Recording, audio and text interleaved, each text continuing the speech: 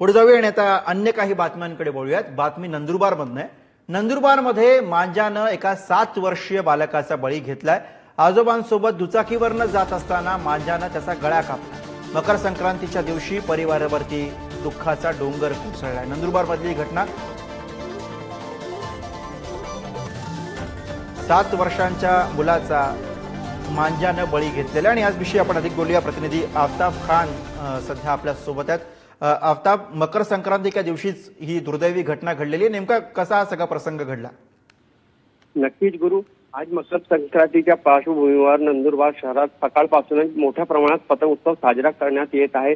मात्र पतंग उत्सव दरम्यान एका 7 वर्षीय बालकाचा दुर्दैवी मृत्यू झाला आहे। आजोबासोबत मोटरसायकलीवर जात असताना गळा कापून हे मृत्यू झाले असल्याची माहिती समोर आली आहे। मयत कार्तिक एकनाथ गुरव असे या मुलाचे नाव आहे। कार्तिक जे आहेत, मयत कार्तिक हे मकर संक्रांतीच्या दिवशी याच्यावर जे आज घटना घडली आहे त्याच्यामुळे परिवारावर दुःखाचा डोंगर कोसळला आहे। मयत कार्तिक दुसरीत शिकत होता, दुसरीच्या विद्यार्थी होता आणि आजोबासोबत मोटरसायकलीवर जात असताना गळ्यात दोरा अडकला आणि त्याच्यामुळे त्याचा गळा कापला गेला आणि त्याच्या दुर्दैवी मृत्यू झालाय। जिल्हा रुग्णालयात त्याच्यावर सध्या अकस्मात मृत्यूची नोंद झाली आहे। जिल्हा रुग्णालयात शवविच्छेदनाची प्रक्रिया सुरू आहे। नंदुरबार नगर पोलीस ठाण्यात जे आहे ते अकस्मात मृत्यूची नोंद देखील झालेली आहे गुरु।